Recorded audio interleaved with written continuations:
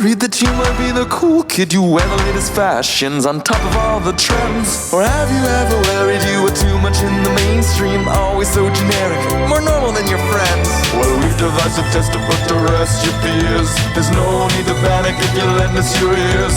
Tonight you can't sleep easy after all that you've heard. Cause if you like the show, then you're probably a nerd. Oh, Canon, it's Canon, it's all.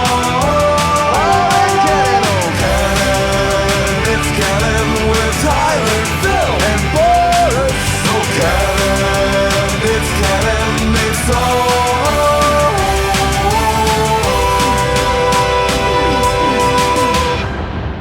in Canon. It's Sunday. You know what that means. It's time for a new episode of the It's Canon Podcast, the podcast where we talk about all things geek, the podcast where we talk about all things pop culture, the podcast where we talk about anything and everything, because, as the show name says, it's all in canon. We're your hosts. I'm Boris, and as always, I am joined by Phil. We're back, baby, after a hiatus. We are back. Yep, we're back. We had a 1 week hiatus. We'll talk about that in a little bit. But before that, we're going to tell you what we're going to be talking about. We're going to be talking about cryptocurrency. We're going to be talking about Netflix cancellations. We're going to be giving you a preview to E3 and some of the news that is actually already leaking, especially with Metroid and Nintendo. And then we're going to be talking about TV, comics, movies, anything and everything that we've seen and watched over the past few weeks. It's gonna be a good one. Yeah, and I just gotta say it. It's hot. Yeah. If this weather was an ice cream flavor, it would be whiskey vanilla jockstrap. Yeah. Oh my God, it's really hot out there. It's been a pretty hot weekend. Like, it's just yesterday at 11 a.m. I made my a run to the liquor store, and it was hot as balls. Like, just boom. Yeah, I've been in the car a little bit, and it's one of those things. You either are cranking up the AC or you're opening up every window and the roof to let the air flow through. Yesterday wasn't that bad because it was a bit windy here in Ontario, but today it is balls hot. Yeah, it's absolutely insane. But here we are. Hopefully you're cool. Hopefully you're keeping cool and having fun. And yeah, we'll see. Being safe. Yeah, everybody should be safe. At the end of the day, that's all we want, for people to be safe. Yeah, it's been crazy, man. It's been we haven't really talked too much, but it's been a plentiful couple weeks here. Last week, in the interest of, pumping out good content, sometimes we need a break, and that's what last week essentially was. And I know it was very last minute, but yeah, I just, I do want to apologize, but from time to time, we're going to need a break here and there, because, yeah, it can be quite taxing, constantly putting out content. And, at the end of the day, the most important thing is our mental health, and sometimes you just need a day. Yeah, and you know what? It really was situational, so people know that when we publish those tweets and messages, it really is, Boris was upfront with us, and he said, hey, look, I need some time today. And I capitalized on the opportunity as well. Normally, I'm the guy that's always like, well, let's do something, or let's get something out there. But I was like, you know what? Didn't take the day off, not going to lie. Kind of want the day off. Yeah, it was, like I said, I think we just needed it. I had like a crazy week, and I was just like, you know what? I'm not in the mood of pumping something out that I'm not entirely happy with, because it's number one thing for me when we release an episode is the fact that we actually like what we're pumping out. We like the content that you people are listening to. So if we're not there, then it's just like, it is what it is, right? Well, yeah. If we're not into it that week, then obviously, I know all people who do this type of stuff have those weeks, and it's better to be honest and serve the audience and the show and just be upfront and say, hey, look, got to take a break, rather than put something half-assed out. Exactly. Right? That's exactly it. And that's it. Yeah. At the end of the day, that's 100% what it is. But yeah. So, Phil, what's going on? What's new in the life of Phil? Oh man, I've just been in this funny little mood lately where I'm desperately waiting Hasbro to send me my Mandalorian helmet. Yeah. And that hasn't shipped yet, so I'm getting antsy about that. And I'm seeing the prices skyrocket on the ones that are available on the market. And this is directly from Hasbro, so I'm a little bit worried about that. And yeah, I've just been doing my collecting thing. I've been getting some Muppets characters that I've tracked down. And yeah, reading comic books too. I'm getting into, I saw some hype this week on Twitter about the Bounty Hunter tales. And there was a whole bunch of people, including the writer and whatnot, who were saying basically, don't spoil it for everybody. So I'm not going to spoil it for everybody, but that tempted me to splurge and to get it on the day that it released on Wednesday. And I got to say, it was pretty entertaining. It felt really comfortable being back in that Star Wars universe. I haven't done the comic thing in a while for Star Wars. And I've been trying to do different things like Jupiter's Legacy and other books.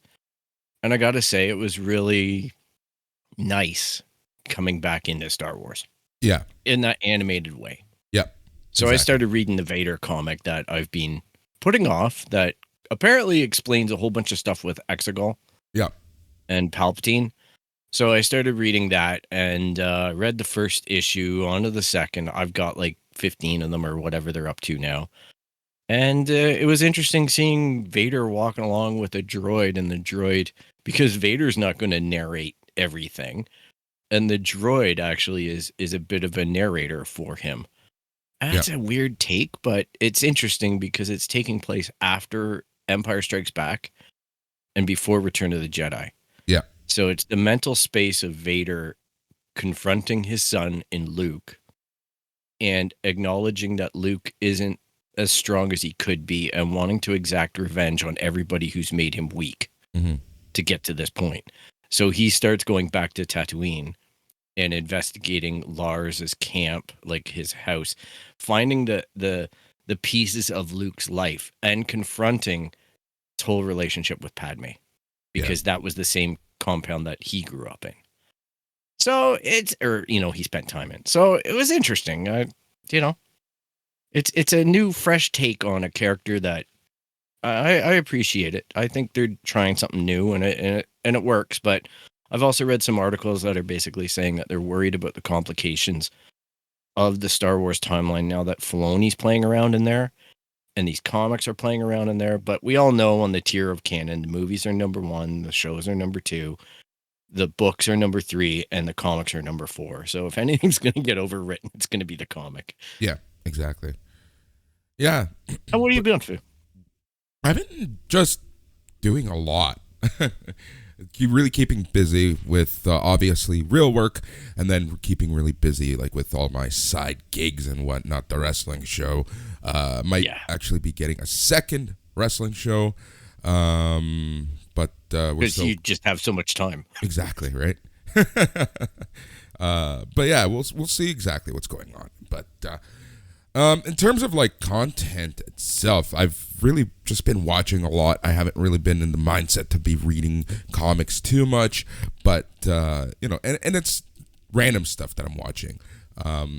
Actually, later on today, I'm going to be watching Sweet Tooth on Netflix. Really love those comics. Really looking forward to watching that. It looks weird, man. I watched the preview last night, and I was like, ooh. Yeah. Oh, it's a trip. It's a trip, to say the least.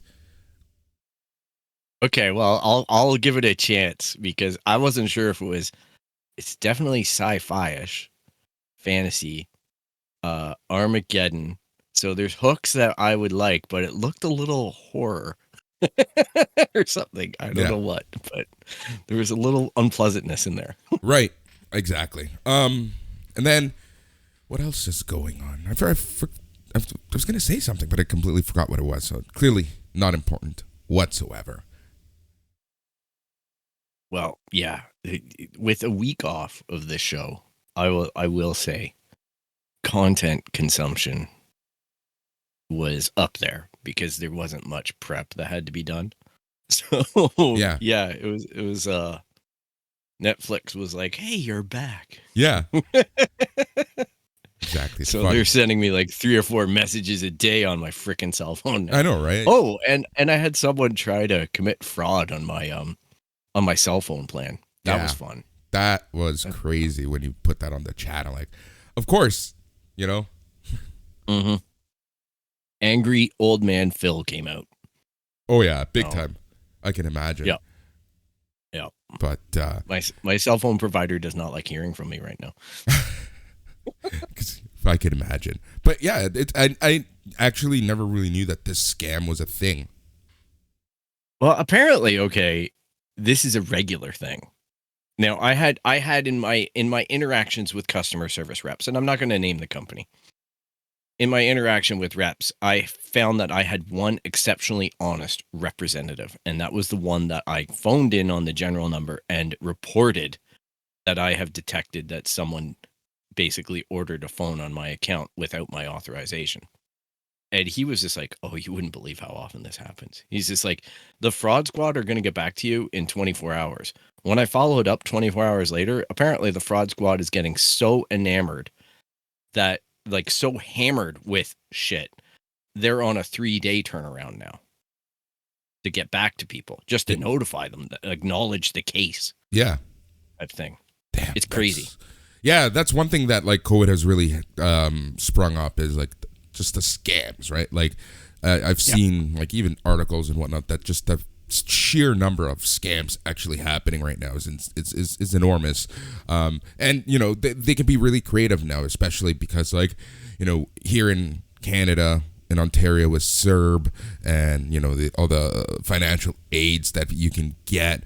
It's like you know that you can get a text saying click this link, or you know all the various phishing emails and stuff like that. And then you have you know the more creative ones, which is kind of like what happened to you, where they ordered a phone on your account and then try to bypass it. Yeah, they tried to have it delivered somewhere else. They tried to misrepresent themselves as me. And my cell phone company, you know how we talked about locking down all your accounts and putting 2-factor authentication on everything? Never dawned on me that you need to do any more with your, you know, provider account. Never really clipped on me. So I'm just going to say it to everybody out there. Be sure to contact your service provider and put a PIN on the account. And as well, you have to specifically say the words that you want PIN authorization on every single transaction. Otherwise, they can sidestep it as they please. Because I called in after putting a PIN on my account, and the guy was like, "Hey, let's do something. What would you like?" And he tried to sell me shit. And I'm like, "You're supposed to ask for my PIN." Well, you know, he's just like, well, it's on here, but wasn't going to do it. That's ridiculous. I can tell you that. That's absolutely ridiculous. But well, and here's my complaint overall. This is what I told the fraud squad when I finally got a hold of them. I'm like, you have your agents under such pressure to sell. They're allowing this loophole of fraudulent sales, of course, to get the sale. And that's what it's about. They've got so much pressure on these people on the front line to make the phone, like to make the move on the phone, to get them into a new plan, to get them into a new upgrade. And they're willing to do anything. So somebody's like opening up a web chat and, you know, has enough information that they're ordering stuff, redirecting it, all that stuff, you know. The thing is, they didn't redirect any of the other messages that came to me, like my mail and the pox that they wanted my old phone back in that alerted me that. And as well, they did a coordinated attack of spamming a certain email address that I had. It was a pretty tidy little operation when I look back on it. Yeah. So, you know, be sure, be safe, lock shit down. Exactly. Like we've talked about many times on the show, like, you know, it's 2-factor authentication. If you're calling service reps, you know, typically you can add pins and whatnot to make sure that it is you. There's a lot that you can do, and you should probably do it just because, like I said, the scams and the scammers are getting super, super creative right now. Yeah, they're bored. Yeah, exactly. They're at home and they're bored. They can't pick pockets anymore.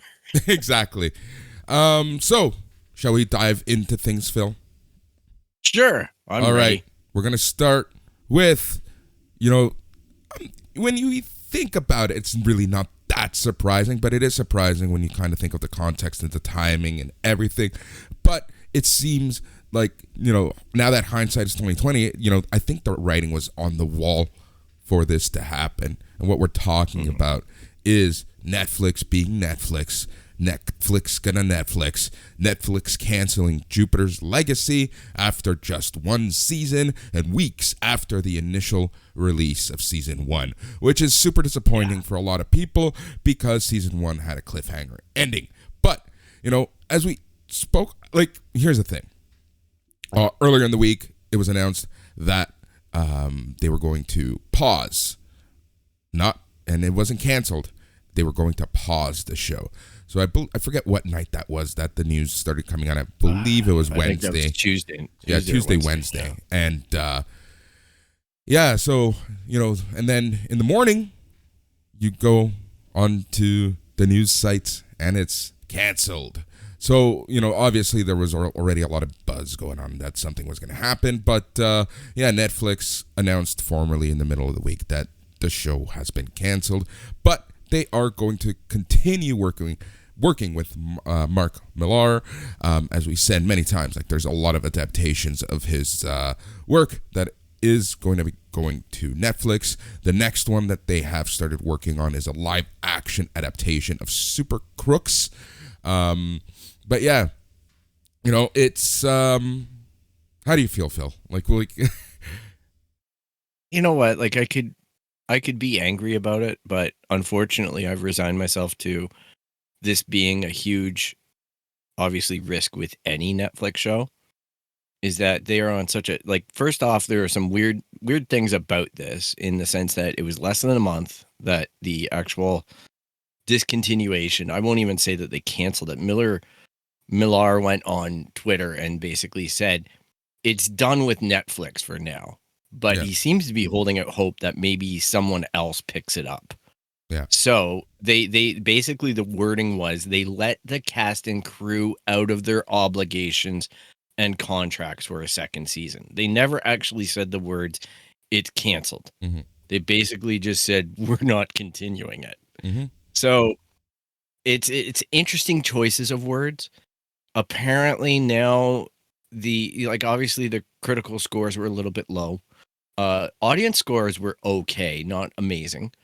And apparently the price tag for the first season was over $200 million. Yeah. That's what it was right there. Yeah, that's the money that caused its death. The problem was, I think they put so much money into production that they didn't put much money into marketing. That's exactly what I was going to say, that, Yeah. We even talked about this. I don't think it was on the show. I think it was just between us that, what is Jupiter's Legacy? No one heard of it. They were kind of banking on the hope that, the comic people would be talking about the show for them, and us. And, we did it, but still, I know, my best friend, she asked me, what's this Jupiter's Legacy thing? I'm like, well... and it's also a tough, I know a lot of people who are just getting tired of the superhero, and especially now, this new genre where it's the whole, the angry superhero, the anti-hero and whatnot. I think with The Boys, Invincible, and, this seems to be the ongoing trend. And I think a lot of people are just getting a little tired of that. So there's, I think some viewers are just kind of I'm over it. It's funny because I have a little chat with about 5 or 6 guys that I went to high school with. And I did a little survey in there. First of all, I was a big guy to push it because obviously, like we talked about, didn't see a lot of push from Netflix on this. So I'm like, hey, look, and some of these guys are professional filmmakers now. They're accomplished in their fields. So they're like, didn't really enjoy it. Other guys thought it was okay. And then, you know what came out of that discussion yesterday when we were talking about the fact that it got canceled was exactly that. Superhero fatigue. Guys were just like, you know what? I'm tired of turning on a show and having it be about ex superheroes. Like, not only is there fatigue about Marvel right now, there's also fatigue about DC, but there's fatigue about everything. And I gotta say, I was guilty of it with Jupiter's Legacy, because I saw these new outfits and I saw these new powers, and I got a little bit like, oh no, now who's Superman, and who is the Flash, Yeah. and who is Aquaman, and who, you know what I mean? Like, I'm sitting there trying to make everybody fit an idea of what I already hold about a superhero. Mhm. And that gets a little bit tiresome because the outfits look funny, or the symbols on them are not recognizable to me. And it's not a huge ask. I can get around it. But it is a thing. And I just think that show would have been served well by possibly cutting back on some of the expenditures and putting a lot more into promoting the crap out of it. Yeah. Like, exactly. online. You don't even need to put up a billboard or anything. You just need to do a better job at telling people what it's going to be about and trying to appeal to them, because I thought that show had an interesting dynamic in that it went back to the origin story, which was at a totally different time.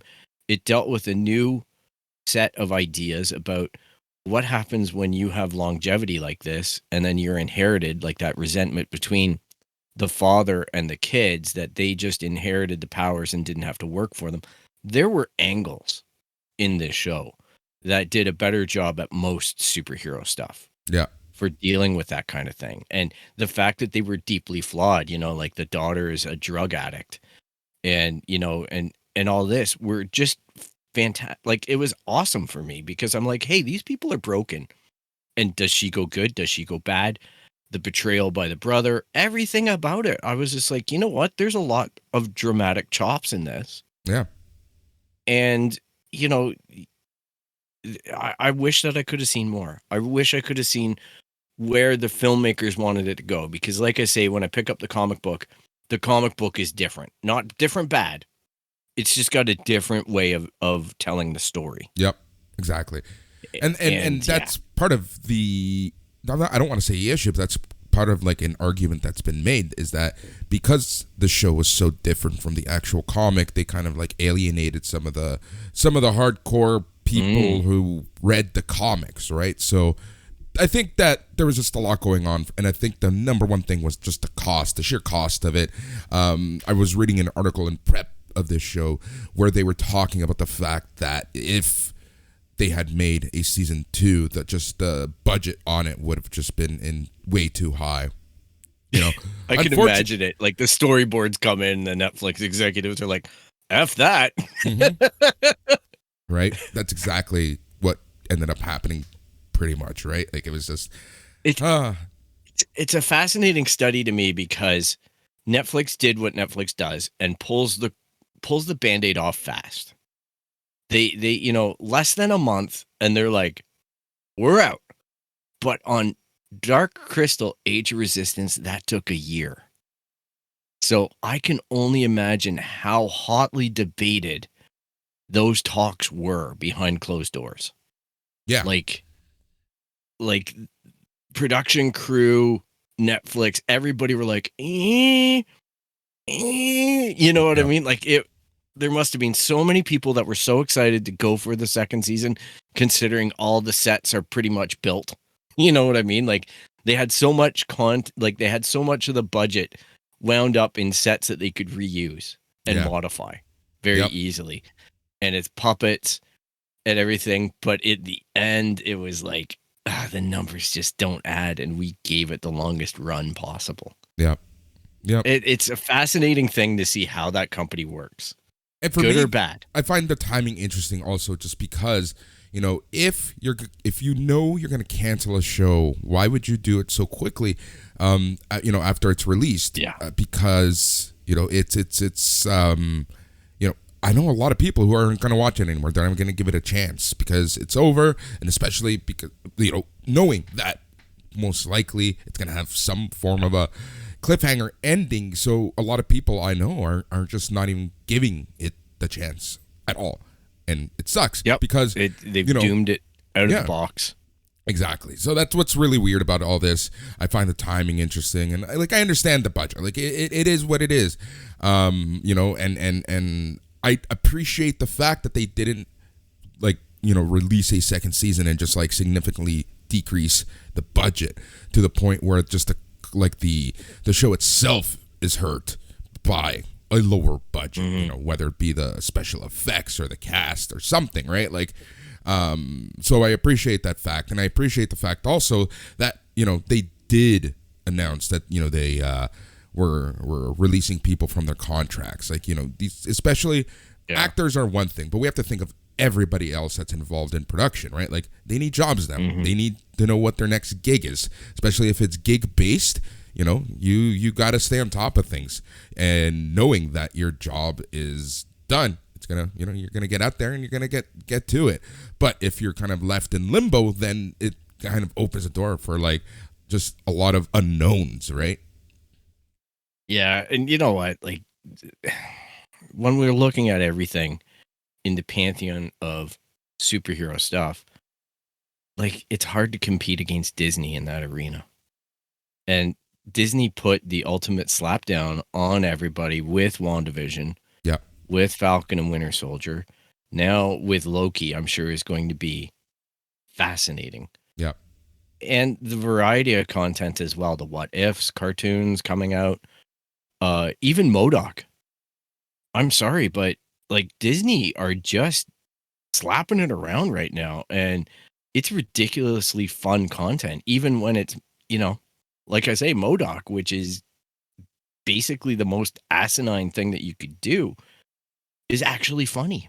Yep. It's crazy. Yeah. It's crazy the success that's coming out of that studio. And it's interesting to see Netflix just go, I'm out. We're going to chase something else that's weird and oddball down. This is a little too mainstream and we can't hold against it. Yeah, exactly. So this is going to be Logan Paul against Mayberry. Yeah. Mayweather. Yeah, it's going to be a shit show to say the least. I can't believe that that's where boxing is headed, right? Like this is like I feel sorry for any legitimate boxer because this is the shit that's getting the pay-per-view buys, right? Not to actual competitors in a meaningful, entertaining contest. Like it's now this is bizarro world, man. Yeah. Like I couldn't believe it when he did that first fight and Snoop Dogg was the announcer. Oh yeah.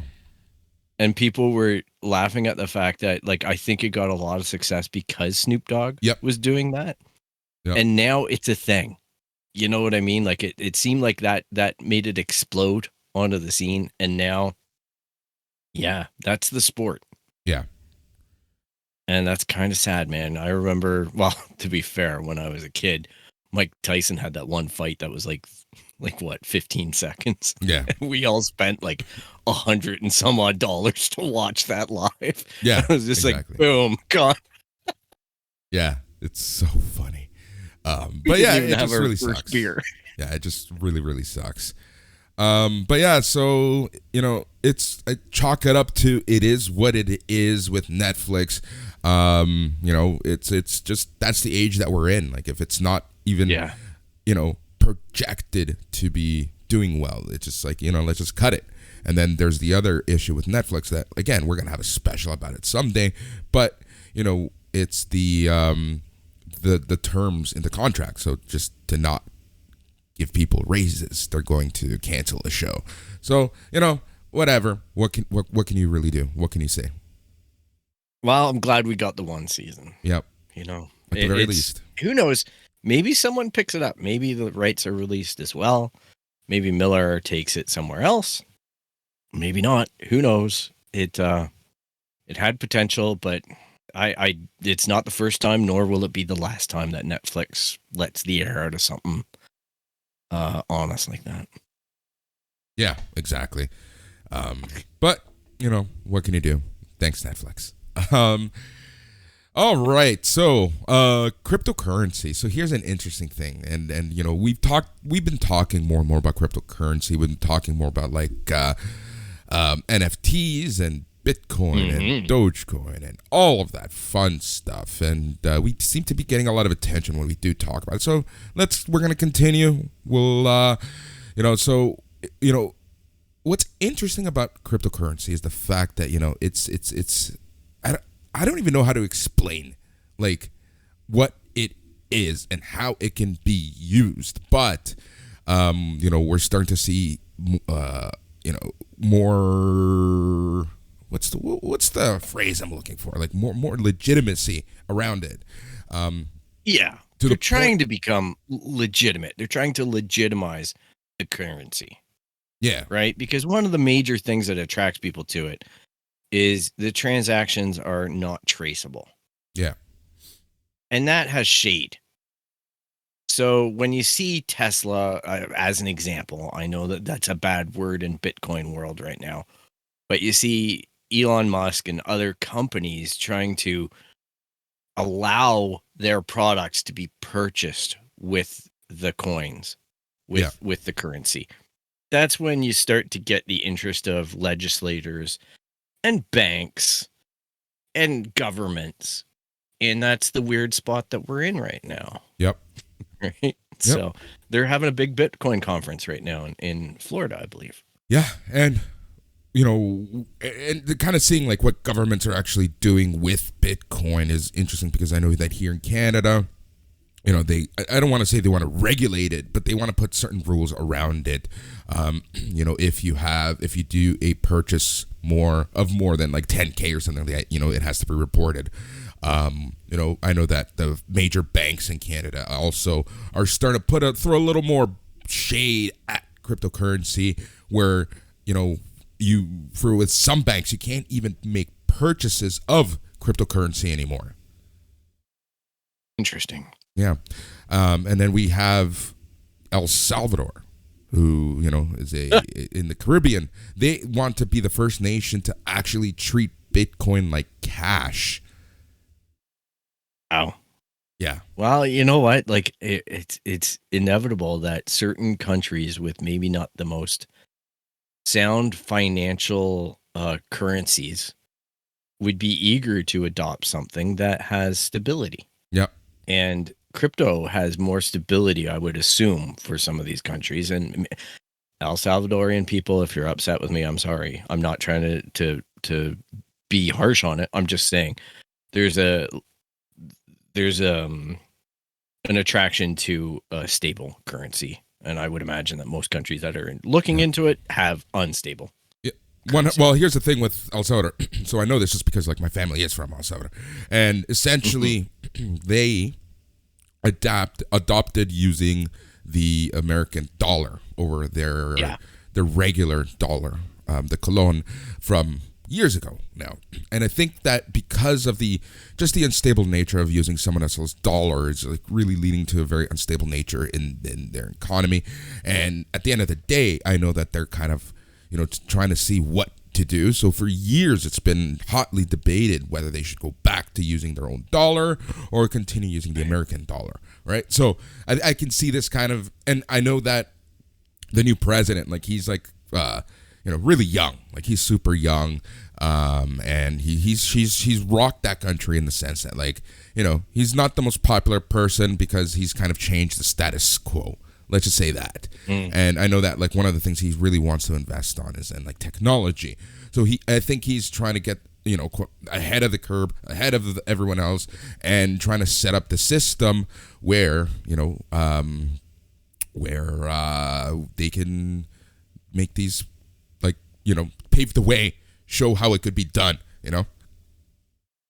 Man, it's highly volatile, though. You know what I mean? Like, you look at what's gone on. I know Bitcoin in itself has held its value pretty well, but what Elon has been doing with it, it's taken a bit of a bath. What he did with Dogecoin, it's definitely had its ups and downs. And this whole stonks thing, right, which I feel is tied into it, because with our discussion of stonks on the show and the memification of stocks overall, like, this week was crazy for AMC. Yeah. Right? Like, they went from an $8 stock to $69 this week. Yeah. Just because people decided that they wanted to hurt, you know what I mean? They wanted that stock to skyrocket. Yeah. There was profits to be had, right? There was people holding on to large portions of lower lower price stock that are obviously gaining in value and then exit when the elevator hits the roof. And I just feel like crypto is in that ride. You know what I mean? Where it's very susceptible to manipulation in the market depending on who's holding how much and the mining situation. And then you have the ethics surrounding it. It seems to be a very volatile thing. I would be very hesitant. Yeah, 100%. You Like, know? it's just, you're creating a very interesting market and setting quite the precedents, especially when there are so many questions about, like, not so much the legitimacy of it, but like kind of like how it's used. Like, let's be honest, it's like Bitcoin is used to do shady stuff. Yeah. And well, here's the thing, right? When I'm looking at, if you look at a corporation and it's made public on a stock market, all right, so you buy into X company in the past has maybe done some shady stuff as far as insider trading and things like that. And people feel burned because maybe they got invested as an employee or just a fan of the company. Stocks blew up, stocks went down, they lost money, they're mad, regulators step in. Crypto and this meme stock market in general is based off of balls out nothing. Yep. Right? It's completely, there's no central boardroom making decisions and information getting leaked out of it. It's quite literally subject to influences by the internet. And they don't know how to regulate that. And this is, like, again, early days in the Wild West. You know, people like Elon Musk is basically tweeting pictures like emojis, and people are having a tough time interpreting that. And it's affecting the stock prices of the stuff he's tweeting about. That's what I don't get. It's like, how is that not absolute 100% manipulation? Like, how is that not stock manipulation at its, like, just most illegal of ways? I know, but he didn't say a word. Still, you know what I mean? Like, yeah, I know. I know that he can. There's a lot of ways that he can get out of getting zinged, but you know, it's setting up just a horrible precedence, because it's just like, at this point, like, what's it to stop him from essentially manipulating his way so that, you know, I'm not going to say that Tesla shares, but anything he invests in, you know, won't skyrocket, or it'll, you know, what he invests in is going to go up because the competitors of everyone else is going to go down. So it's really interesting what he's doing, and it just goes to show you how this, like, the market is just so volatile, and it's just like it's man, we're in for a really wild ride with the markets and crypto and all of this, and it's, you know, it's for sure something that we try to stay on top of, just because, you know, this is I don't know. Well, look at it this way. If you're listening to the show, like we say in the song, you're probably a nerd. And the fact is that I can't log into Twitter or anywhere else and not be hit with a lot of this stuff. Yeah. And you got questions. We got questions. We try to have answers. But if you look at the totality of what's happening economically, and part of it's due to the pandemic, part of it is due to all the stuff that we've been doing up until now. But you're talking about high inflation.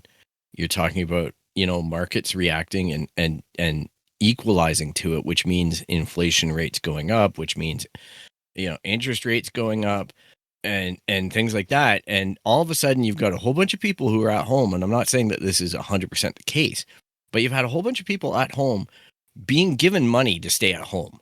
Yep. Right. By governments, by whatever relief programs are out there. They're obviously, like, having a lot of trouble getting people to go back to work in New York City and things like that, because the payouts are so well structured that people are existing and able to exist at home. Rent prices going down, all this kind of stuff is setting up this scenario where people are doing home investing and feeling like they're coming out ahead. But I just feel like the market overall is going to react, and it's not going to be a great time for everybody. Yeah. I think institutional investors and people who are educated, and not to say that the other people aren't, but I'm just saying have a formal education in finance and how all of this stuff works, are going to be long-term better off than some of the shorting that's going to happen to regular folks potentially. Yep. When all of this stuff the bubble starts to burst, so to speak. Yeah, exactly. Those are my fears. That's my fear. And that's for regular folks, right? That are playing this game and reading Reddit and reading memes and just going, oh yeah, I'm just going to go and spend $20,000, my last $20,000 on AMC stock today. Yeah. And well, I'm going to buy into crypto. Even though it's really high, I feel like it's going to keep on going high.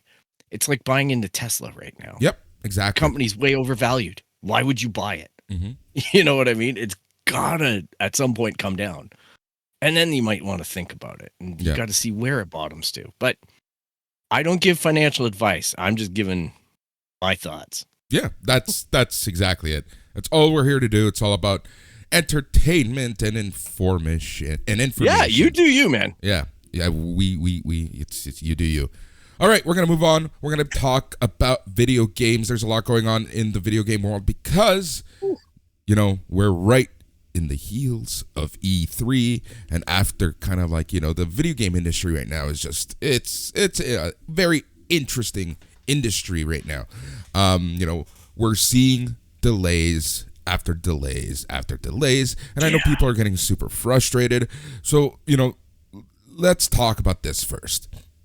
And just the sheer number of delays that we're seeing, and these are huge games that are actually being delayed. Like we've seen the Lego game being delayed. We've seen the I think earlier this week there was another major delay.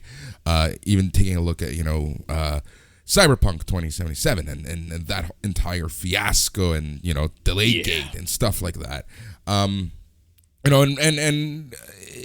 Like. I'm of the mind that I would rather play a complete game and they take as long as they need to get it there, rather than, having something rushed, having something that is half-baked, having something that's just not good because of quality. I'm spending my hard-earned money on these games, so I want it to be good, I want it to be stable, I want it to work. I just want it to work. Yep. How crazy of a concept is that? So, I'm okay with that. But what I am seeing and what I am really starting to get a little nervous about, and I know that there's a lot of factors that go into a release date. I know that a lot of it has to do with these companies, and especially some of these public companies. They have to adhere to the rules, and not rules, but like they have to set the standard for their investors. So one thing is having a release date that just whatever. So what I'm noticing is that, like, without getting into the exact details of stuff, because we're not in those conferences, we're not in those boardrooms, we're not in those meetings, we don't know, we're not privy to this information, but I just feel like something needs to happen, that we need to have a more realistic approach to release dates. Now, I understand that there's so much that goes into these games, more than anyone can imagine.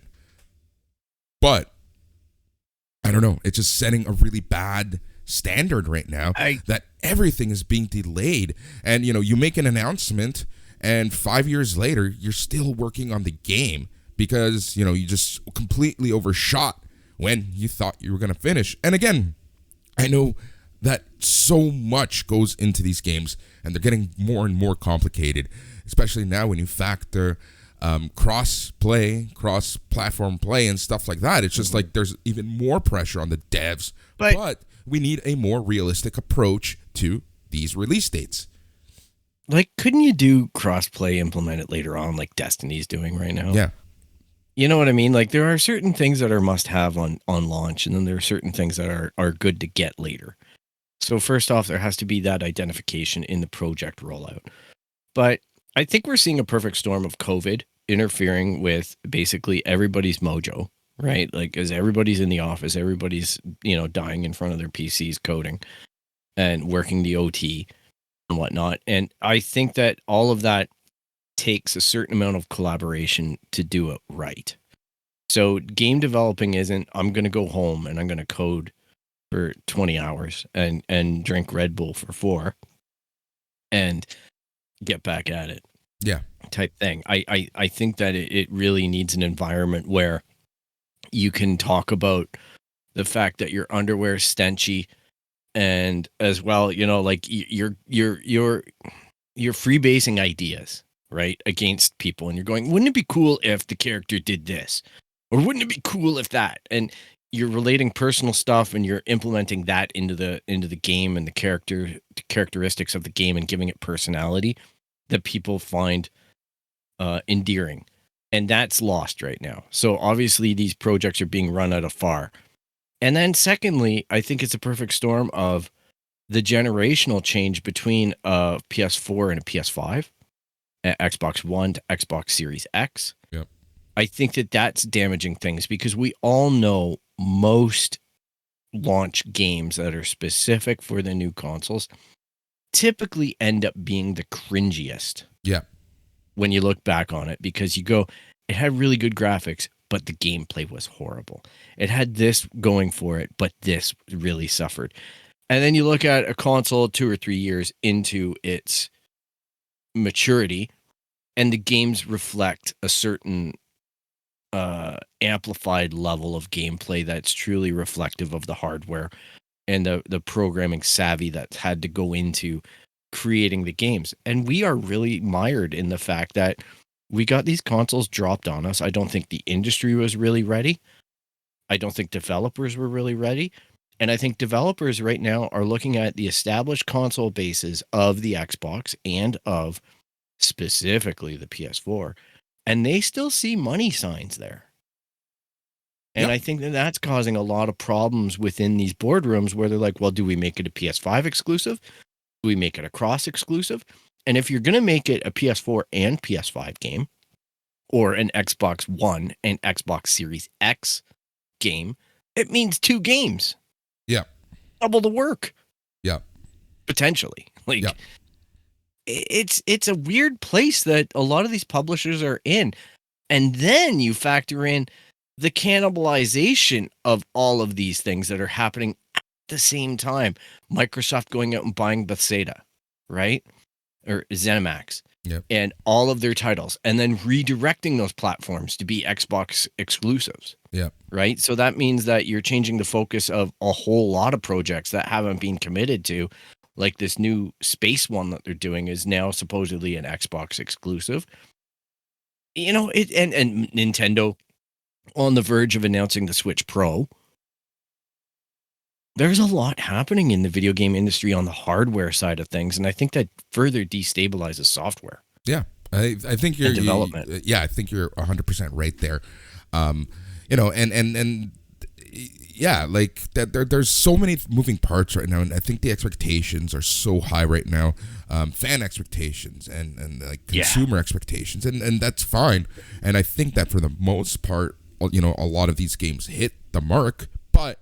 It just there's just a level of planning that needs to just additionally happen. And again, I'm not crapping on anyone in particular. I'm just speaking like in general in the industries. Like I think we all as consumers also need to just lay back and let people do their thing. These people are already under enough pressure, and there's no point in just like hammering down and whatnot. So. It's hard because we have the new consoles and we want to see the shit for it. Like I get incredible amounts of pride when I fire up a PS5 and I see something that I've never seen in a video game before. Yeah. And I go, oh man, like that was crazy that they did that animation, that the lightning, the shadows, the rain, the fog, all this stuff is hitting at once. And you're like, holy crap, I've never seen anything like that. Not even in real life. That type of thing. Like, there's a part of me that gets completely geeked out by all that. Yep. But you're right. You gotta let it happen. It takes time. It does take time. It takes a lot of time, and and this kind of segues perfectly into E3, and E3, especially after no show in 2020. I think it's gonna be coming back with a vengeance, and so E3 essentially starts. Officially later this week. And there's a lot going on. So there's been it's just funny because E3 is always being touted as almost dead, isn't it? Like, Yeah, 100%. like they really sold it out, and now there's a lot of hype around it because it is coming back.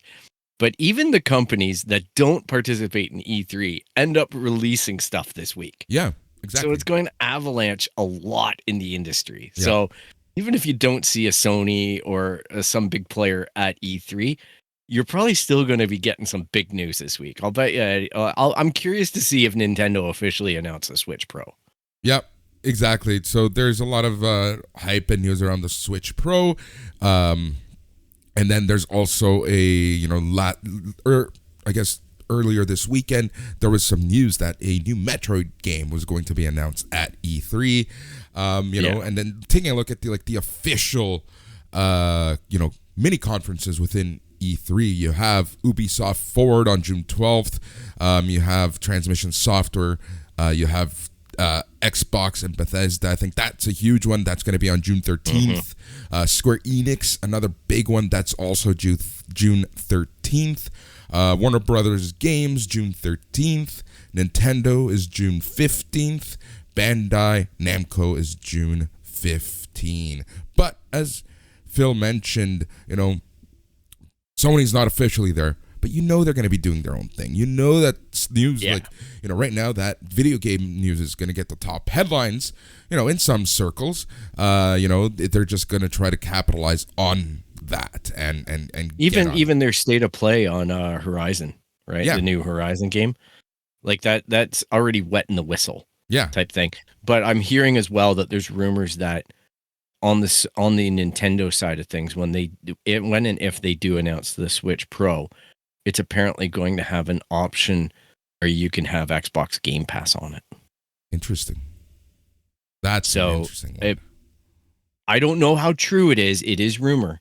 Mm-hmm. But the point is that Xbox have all of a sudden shifted all of their marketing, if you notice on Twitter, to be it doesn't matter what platform you play on. Mm-hmm.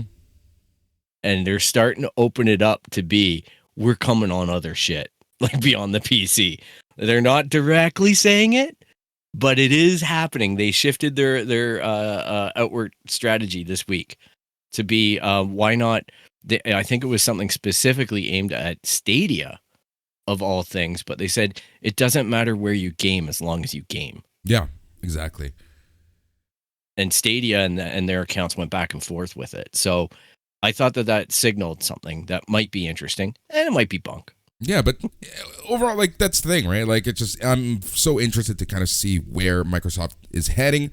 There's just so much going on right now in video games, and it's just such a huge industry. And like we mentioned, I think a lot of people are noticing just how big that video game industry actually is.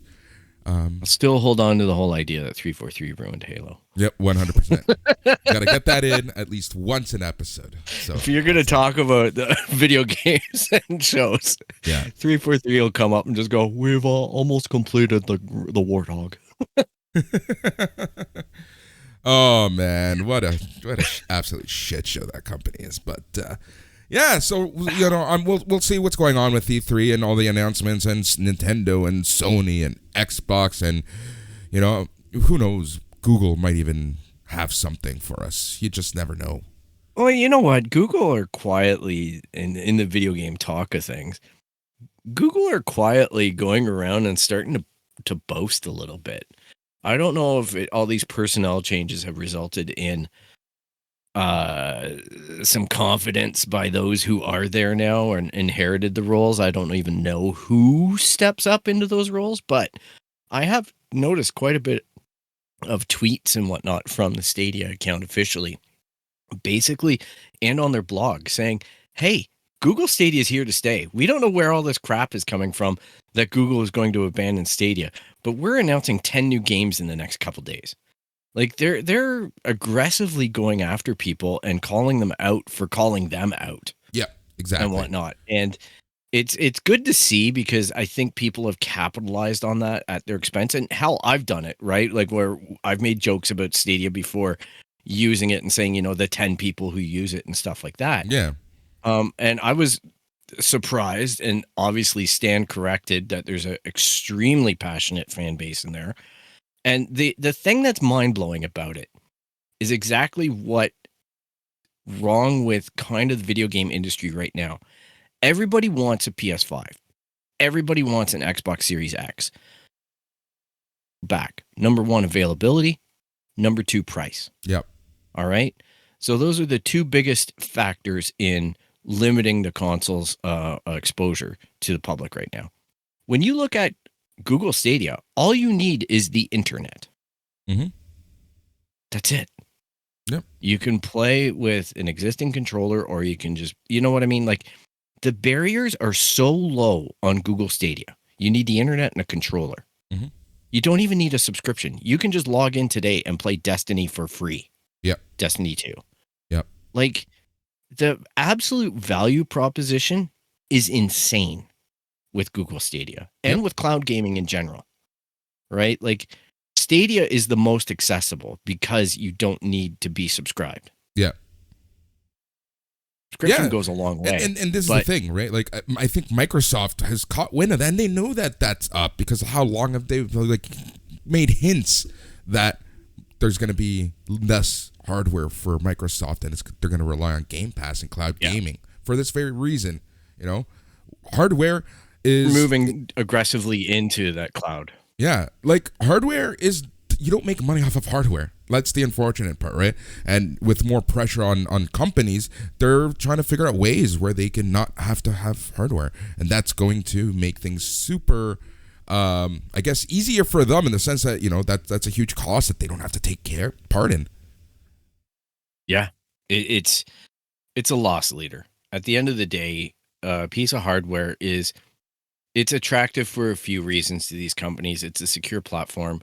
They can get statistics out of it, consumer statistics about game use and things like that. They can definitely do some surveillance on that end in order to make them happy on that data collection front. Yep. But it costs a lot of money. And when we're looking at this, those statistics still rack up. Yeah. And Google, my God, they love selling statistics, right? We are the product. Yep. So it's not inconceivable to me to see some kind of future where, like I say, Google is the backbone of something or has an arrangement. And, you know, this week, big news in Google Stadia land is that Ubisoft Plus is available in Canada and Europe now. So if you're paying Ubisoft the X dollars that they want a month, have unlimited access to their games and not have to buy them anymore.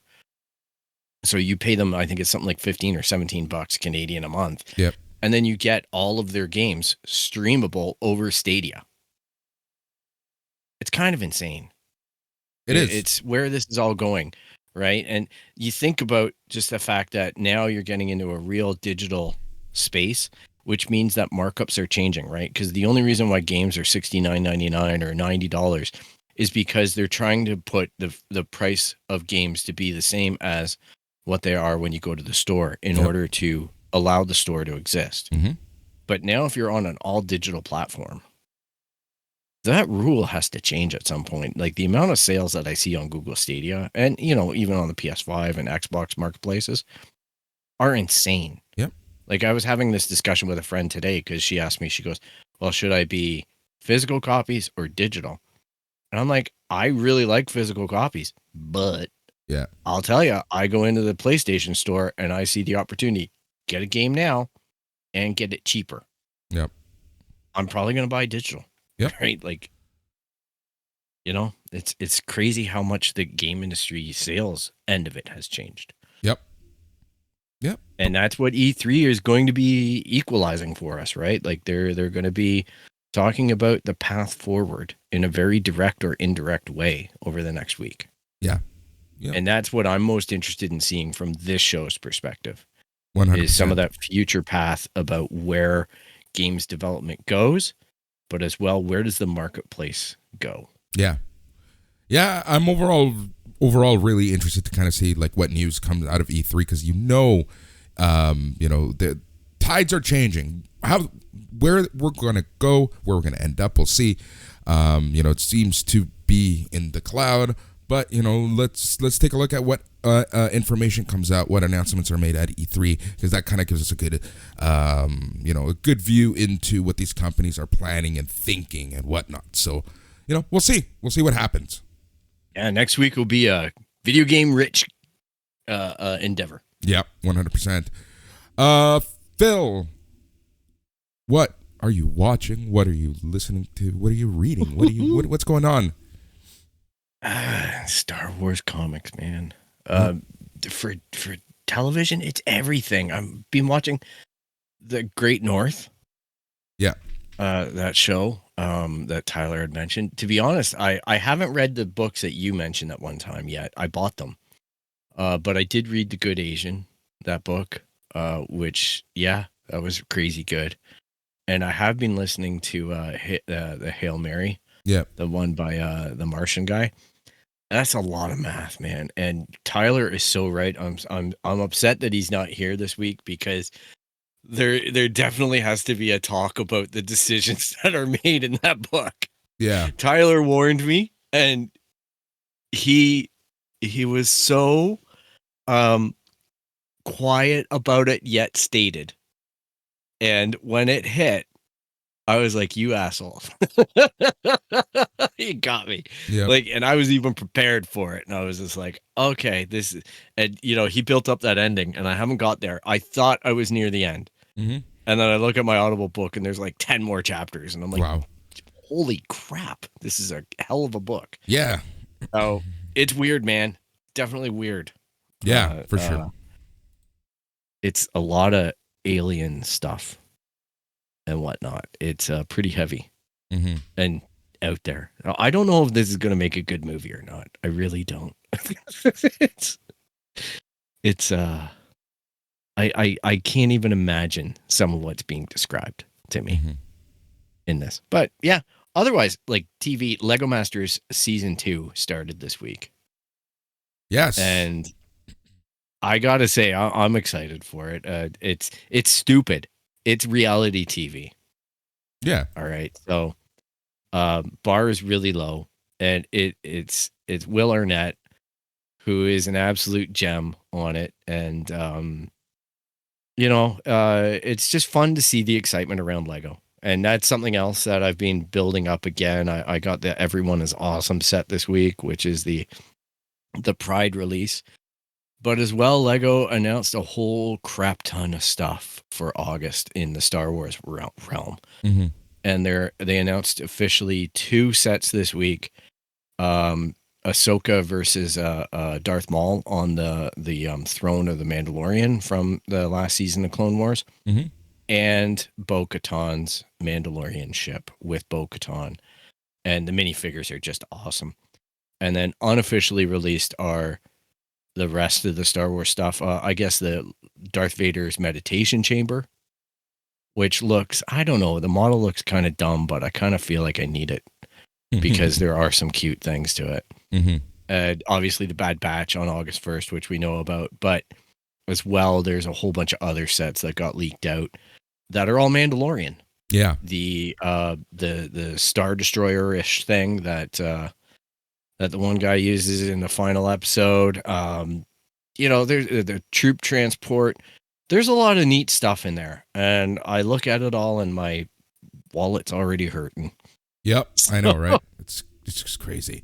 Yeah, it's there's a lot going on there, right? Like, and it's like the detail that some of these sets, like from the pictures that you were sending me, is just amazing. Like, they look really, really nice, some of these sets. They've upped their game. Yeah. As well, you have to figure in the Infinity Saga, which is the new Marvel line of Lego that's coming out. And the thing is that these released elsewhere in the world earlier. So what's happening is a lot of the American YouTubers are importing them and reviewing them now, even though they're not for sale. But I saw a whole bunch of reviews on the Guardian ship, right? And holy crap, that's $200. It's $189. Yeah. But this thing is insane. It's insane. So I can't wait to get my hands on it. And I already have a model of it. And I'm like, it makes it look like crap. It's Lego has gotten so great at shaped pieces and color matching and detail. Like it really was a bit of a joke for me to switch from collecting Hasbro type things to collecting Lego. Yeah. And enjoying the challenge or the fun of building and collecting combined. It seemed like the value for my money was there. And the Lego has upped their game. Like Lego has really positioned themselves to make a quality model right now. So good on them. Like it's a lot, and to see the excitement around Lego. And I'll tell you, like right now, I would never ever be able to be on Lego Masters. Yeah, that would not be. It's insane. Detail, the work, everything, the creativity that these people have is just absolutely insane. It is, and the funny thing is that you know right off the bat that there's some dog teams in there. Yeah, there's some people that should not be on that show. Yeah, and they stand out so much in the early parts of the show. And this week was a non-elimination week. So next week is going to be interesting because the people have exposed themselves and what their creative levels are like. And the guys who won it this week look like they're going to have a cakewalk. Now, the challenges are so different each week that obviously there might be times where they struggle.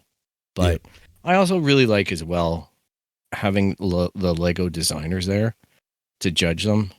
And I find that their insight and I don't know, I guess just their whole knowledge with the whole product line and the philosophy of the company is so interesting to me. Yeah. To see it expressed. But as well, it also feels very corporate, right? Like it's an engineered show. Of course. It's you know, it is what it is. It's just fun to see the competition, I guess. And the scale of the competition, just so you know, I don't know if you ever watched an episode of this. Oh, yeah. I watched all of last season.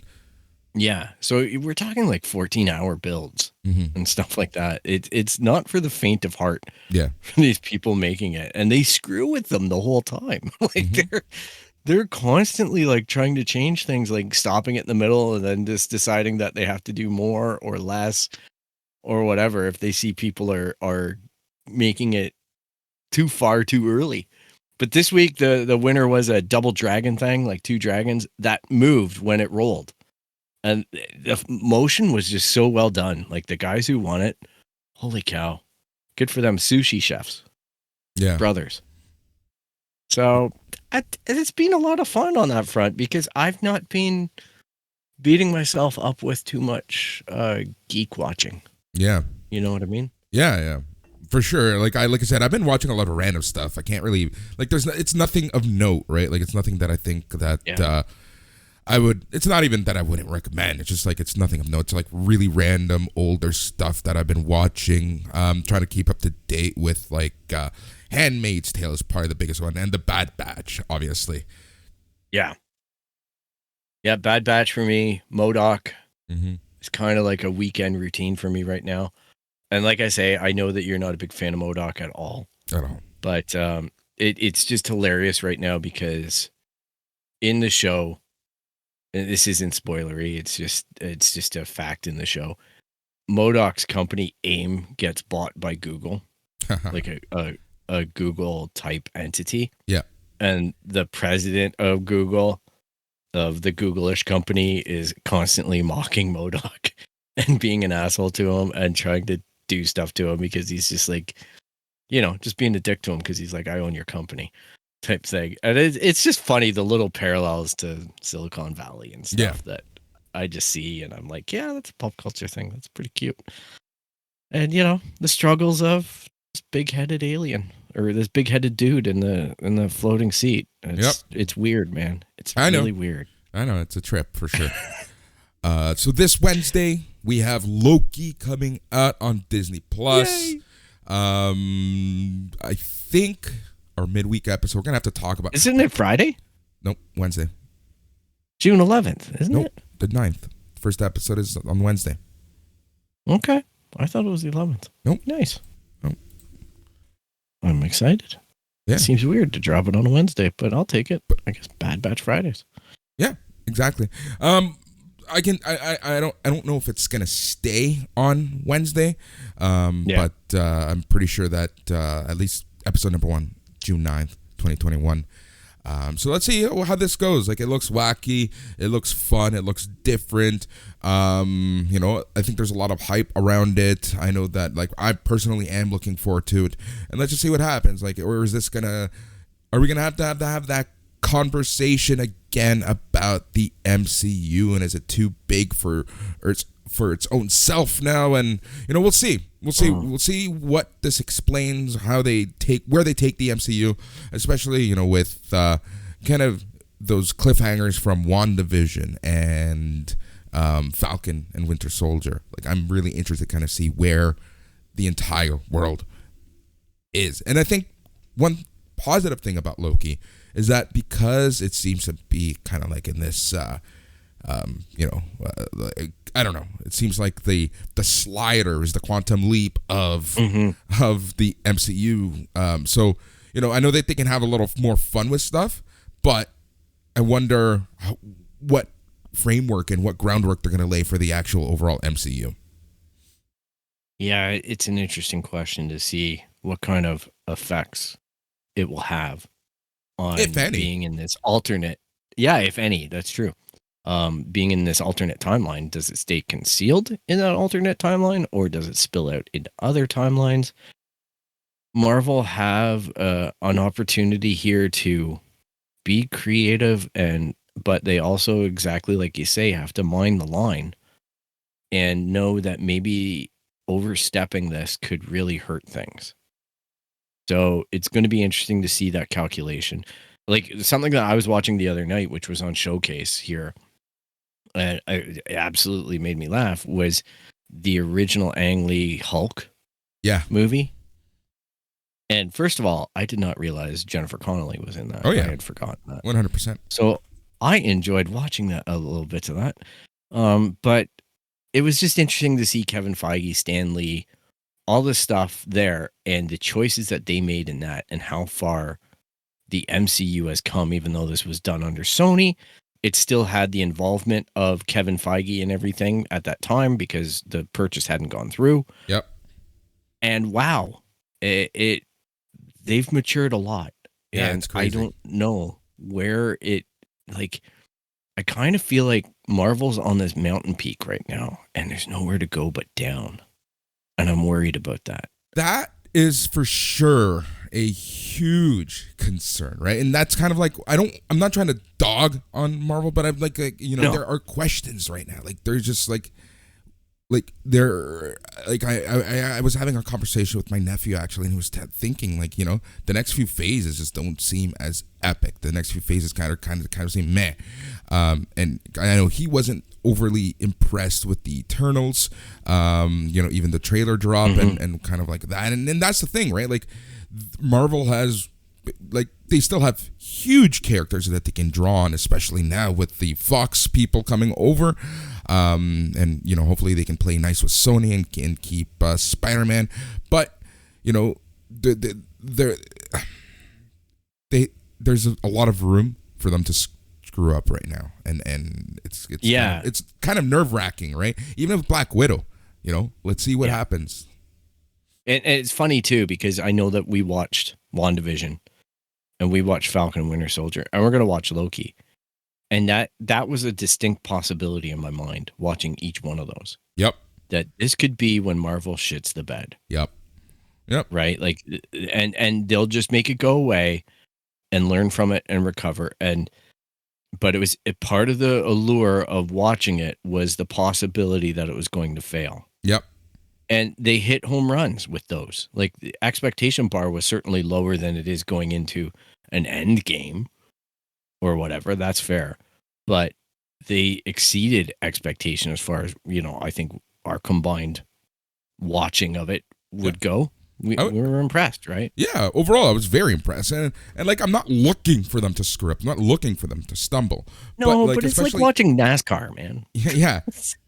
The possibility is there. Especially now, like I say, because like they are drawing on like characters and stories that you never would have thought would ever appear on screen. Like, you know, even the Eternals, right? Like, how many people actually really know a lot about them, right? Like, you know, and there's that whole other conversation about, like, are they going to get the enough casual people watching this stuff? Because if it's not, you know, and for Marvel's case, I guess, if it's not a Spider-Man or it's not Captain America, you know, then, you know, I know, yes, everyone's always going to bring up Guardians of the Galaxy, you know, and that's why there's always, you know, I have faith in what they're doing, and I have faith that they can make it good, and I have faith that these characters are going to get the respect they deserve. But, you know, that's you're not always going to get at Guardians of the Galaxy, you know, that shining star, right? Yeah, and here's the thing, right? Marvel is diversifying its offerings here with the Eternals. And, you know, the attempt was with Guardians, right? Like, who's going to believe a CGI tree man and a raccoon and all this stuff? And they made it so zany that it worked. Okay. But I think with the Eternals and with some of these other properties, they're going to be appealing to different age groups, different markets. Yep. And I think this is the beginning of where maybe Marvel starts to lose some of that core audience that goes, I have to see every single Marvel movie. And you might get people starting to say, the Eternals isn't for me. Yeah. This property isn't for me. And then when you get to the phase ending, you know, or phases ending type events, those characters get mixed in, but you're only dedicating, you know, 10 minutes to them on screen, and they're contributing towards a greater thing. And then everybody can feel good about it. And if you want to know more, there's a movie or there's a show or there's whatever. The thing is that I think Marvel are diversifying the portfolio in such a way that they're maybe not going to be looking at these huge box office weekends, but they're going to be looking at multi-level audience attraction and hoping to sell people on a bigger buy-in. Like, maybe I go, hey, I really want to know more about the Eternals. Yeah. After seeing this, and I go back and watch it or whatever. It's interesting to see how that parses out. Yep. If they chose to do it, or if they say, nope, this is movie number 26. Yeah. Like, exactly. Watch it. That's exactly it. You know? Yeah. Because I know people who skip Captain Marvel. I know people who skip certain movies along the MCU way because there was so much coming out in such a compressed way, right? Like, you know, you had Thor Ragnarok, you had all of this stuff happening. There's a real danger, right? Like, this new Thor movie, they might lose a lot of the Thor audience or something. Or, and they might gain new people that goes Natalie Portman. Hey, I'm really interested in seeing her. Like, there's a lot of chances being taken. Yeah, and like, at the end of the day, we'll see what happens. Like, I'm super excited, you know, and let's see what Loki brings into the MCU. So with that said, let us know what you're watching, let us know what you're reading, let us know what you are doing, and the best way you can reach us, well, Phil, you can tell them. Well, you can track us down on www.itscanonpodcast.com. You can hit us up on Instagram, Twitter, and Facebook at It's Canon Podcast. You can email us at show@itscanonpodcast.com. You can subscribe basically anywhere you find podcasts. You're going to find the It's Canon Podcast. And if you like what you hear, be sure to subscribe if you haven't already. And if possible on the platform, leave us a rate and review. We very much appreciate all of the time that you've taken to listen to us. Yep. Thank you so much for listening. Thank you for subscribing. Thank you for sending notes. Thank you for everything that you guys do for us. We have a pleasure of making this show week in and week out because this is the podcast where we talk about all things geek and pop culture. And Phil, do you know what the best part of it all is? This little worm was sitting on a wall and he said, it's all in canon. That's right. It's the It's Canon Podcast. He's Phil. I'm Boris. Goodbye.